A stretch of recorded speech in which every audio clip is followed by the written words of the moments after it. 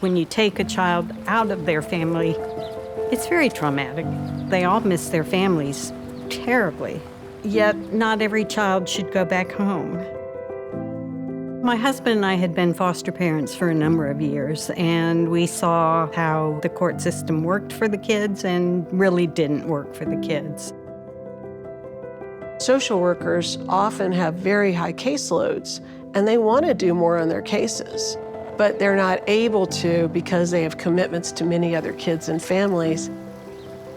I had been a CASA volunteer in Illinois, and I was convinced that CASA was really making a difference in the lives of these very vulnerable children. And so I came here to Charlottesville, and I looked for where to sign up, and there was no place. That's when I met Kimberly, Ed Whalen, Stephanie, and Tracy, and we picked it up from there. When we started, we were in the old jailer's house right behind the courthouse with 3 volunteers. We didn't have any money, but we were determined that this was going to get done. The first challenge and opportunity was to build relationships in the community.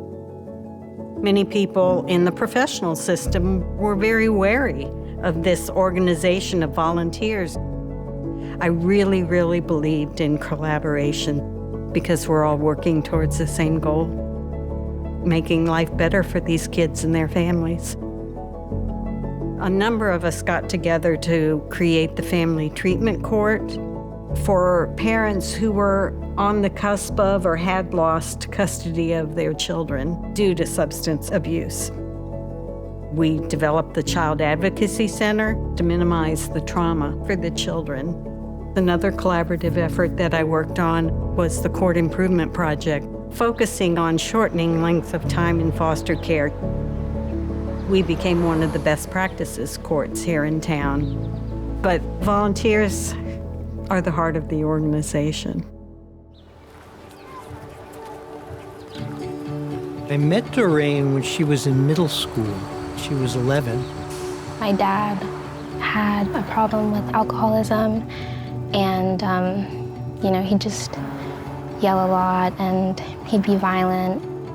I just remember 2 people coming and telling me to pack my bag and crying a lot because no one was really explaining anything to me. You kind of start to get the sense that people don't really care, they're just doing a job. And then Dan came, and I just felt like he was genuinely talking to me and cared what I had to say. I was really just trying to get her to slowly realize that I was not threatening and explain what my role was in her life. After meeting with Dan a few times, and I found out that he worked with CASA and what CASA was, I realized like he's giving his time to be with me. This isn't just his job, he cares. Eventually, she just started to open up, and she struck me as an extraordinary young woman. At some point, all of a sudden, she became a teenager. She's not the little kid that she was when I met her. At graduation, I was kind of like, who's gonna be there for me? One member of the class is chosen to get up to the mic before graduation begins and present the class, and that person was Doreen.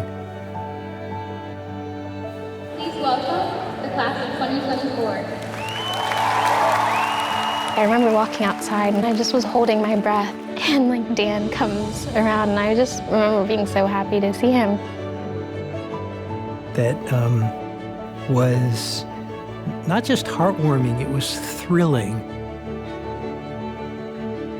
After graduation, I'm turning 18 and I'm losing all these other people.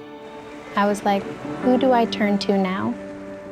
The outcomes for kids aging out of foster care are very poor because they don't have that supportive network. We just can't abandon kids the day they turn 18 and expect them to be able to survive and thrive. The Bridges program addresses the needs of children aging out of foster care. At first I was like, I don't want a new CASA worker. And then I met Gwen. And she's like ridiculously funny, and she's like so intelligent. One of our first like big adventures, we went out to go buy a car. I know I have hit that level of trust with the youth when they start reaching out to me. Hey, I just got my learner's permit.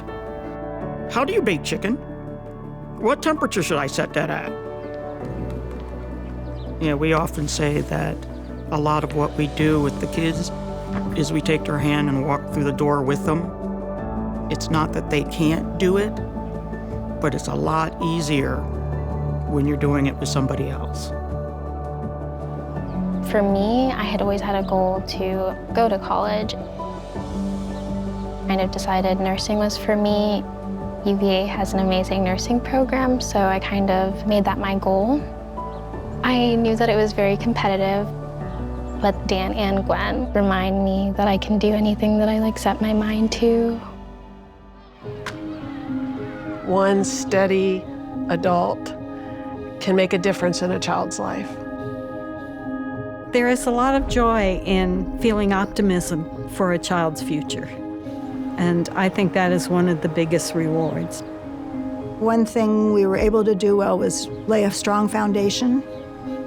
I'm proud of the work I did in getting it started, but I am even more proud of all the volunteers. Every child should have that connection with other human beings. Hi, Doreen.